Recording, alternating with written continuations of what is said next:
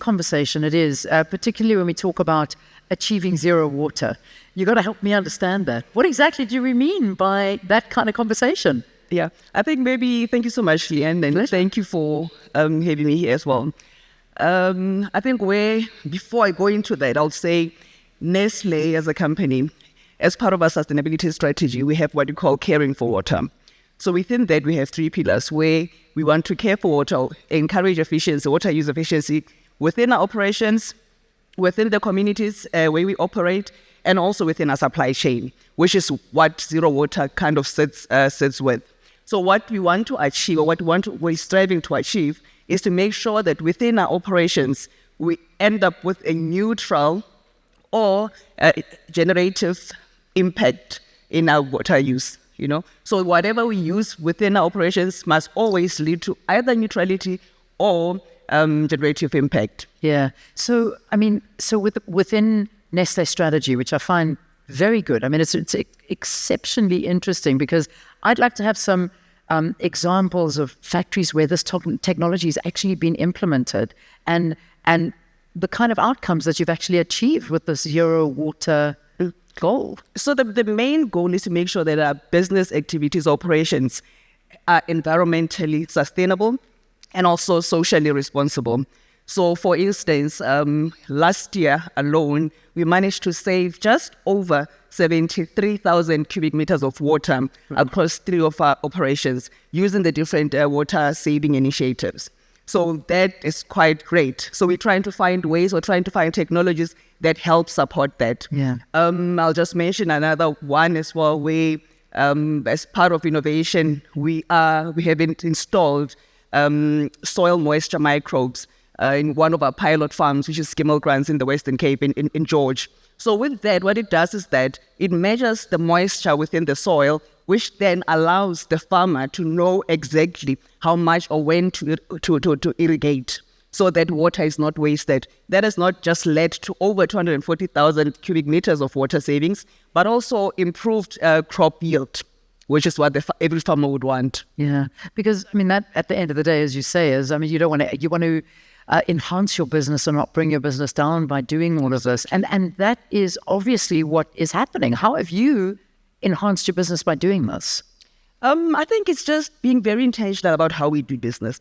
First of all, you start by setting clear goals that are quite ambitious with timelines. You start by also investing or have the willingness to invest within the technologies that you want to use that you know that are going to yield positive results. So that has been one of the things that we're doing actually just as a startup.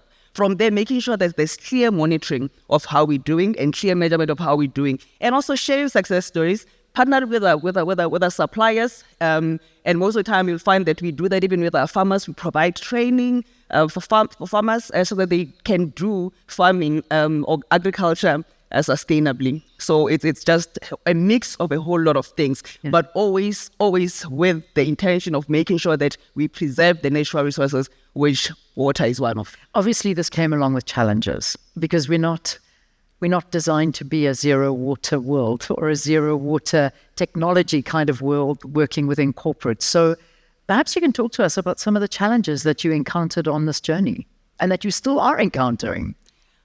Of course, it's an ongoing thing, Leanne, but I think at the offset or initially, it was just a matter of trying to get buy-in, not just from obviously our partners and stakeholders or employees, but even from investors as well. Yeah. Once you have that buy-in, that's where the willingness to invest will come through. And of course, within operations, if people don't know why you're doing this, there's also another challenge. So we've had to bring our people up to speed and bring them along this journey.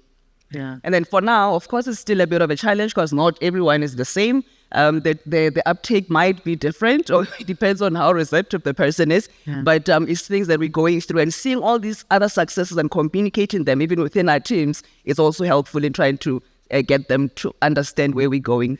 Yeah, because it is a mindset. It is a mindset. The mindset. However, the technology is associated with it, because that's, I think, we're living in a technological world, and this is obviously where we're at and how we implement technologies and how we do all of this and these innovations. But if we look at Nestle and how you've done it through the operations, what are the kind of technological or technologies that you use in this? So there's we've upgraded a few of our reverse osmosis plant in Babelehi, one of our Nestle plants that's in Hammanskraal, and we know that's one of the areas that actually quite have surprised. Because at the minute you said that whenever you think about water problems, you think of Hammanskraal. Thinking Hammanskraal, so that's where our factory is. One of the factories is based. Tell us about that. Yeah. So with that, it just helps.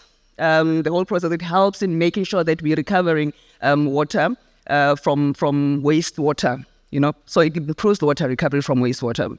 Does it help the community though? Because that's another thing. I mean, beyond all of the things that you're trying to do on a business level, communities struggle as well. So through what you're doing, is there a spin-off for the community as well? Obviously now, when we're making sure that our operations are efficient and are environmentally sustainable, we're removing or relieving the strain on municipal use, which is meant for the communities. All right. So even them doing that, I think you'll remember even when we had Day Zero in the Western Cape as well, we made sure that we provide tankers, not just to help with the factory, but also to help the communities around that, because that's where our employees stay, So we'll partner with the different organizations to make sure that we still ensure access to water, and not just any water, but quality water. Yeah. So that's how we bring them in. Yeah. I mean, the Sustainable Development Goals, that's what we've, been talking to here as well, because these are global standards, the Zero Water campaign. Obviously, it's not something that is just South African. I mean, this is a global campaign, right? How does it work globally as well? It is a global ambition, right? And obviously, many other markets are advancing at a different pace than others. But it is a global ambition. So everyone knows that within the operations, they must always strive for that neutrality, or at least have a regenerative impact that's positive.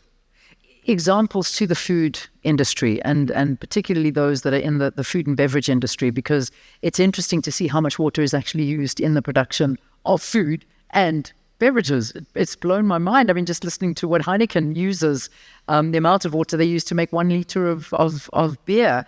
But these sustainable strategies that need to be implemented by business, perhaps you can talk to that and how this should become a norm. Okay, talking about water and the different products, obviously mine would not be alcohol, but... Especially not, but water, obviously. And I think a lot of you will know that we use a lot of cow's milk in our products, or in our product to manufacture our products. So with that, at least 87% of that is water. Just the one example. Sure. So our factory that's in Mossel Bay, so we take the cow's milk, fresh cow's milk that we get from the farmers, we remove or extract the water from that, and then that water is what gets used within non-food related systems like ablution services and stuff. So that's just one example. What did I miss? Or something else you asked? No, just in terms of, I mean, it's quite important. What you've said already is how much water is actually used in the production of your companies, but it's within the industry, within the food and beverage industry, how to conserve the water usage, exactly what you're doing. I think most importantly, we need to start with doing the water usage footprint. Assess that. Once we have that, where the weight is, or where the bulk of the water efficiency is, and where the opportunities are. So once we did that, then as I said, we did set up goals that were quite ambitious, just to try to push everyone, or to put pressure on our partners and also just on our employees.